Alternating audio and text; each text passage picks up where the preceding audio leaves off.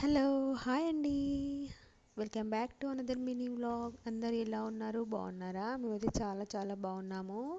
ఈ వీడియో ఏంటంటే వినాయకుడికి 3 రకాల నైవేద్యాలను ఎలా రెడీ చేశానో ఈ వీడియోలో చూపిస్తాను, చూద్దాం రండి. ముందుగా నైటే శనగలను నానబెట్టుకొని ఉంచుకున్నాను. ఒక 8 అవర్స్ నానబెట్టుకొని ఒక 8 విజిల్స్ వచ్చేదాకా ఉడకబెట్టుకున్నాను. ఆ తర్వాత ఇంకో స్టవ్ పైన రైస్ కూడా రెడీ చేసుకుంటున్నాను. గుడాలు ఉడికిపోయాయి, వాటిని పక్కకు పెట్టి సిరప్ కూడా ప్రిపేర్ చేస్తున్నాను. దొడ్డు రవ్వ తీసుకుని నెయ్యిలో బాగా వేయించుతున్నాను.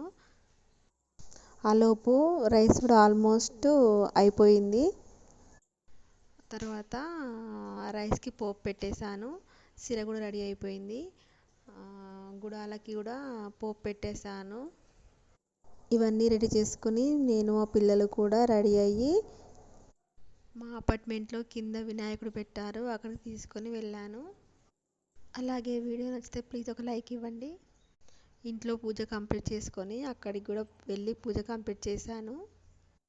దేవుడికి నైవేద్యం ఆరగించాను. ఓకే మరి బాయ్. మరి ఈ వీడియోలో ఉందో కామెంట్ బాక్స్లో కామెంట్ చేయండి.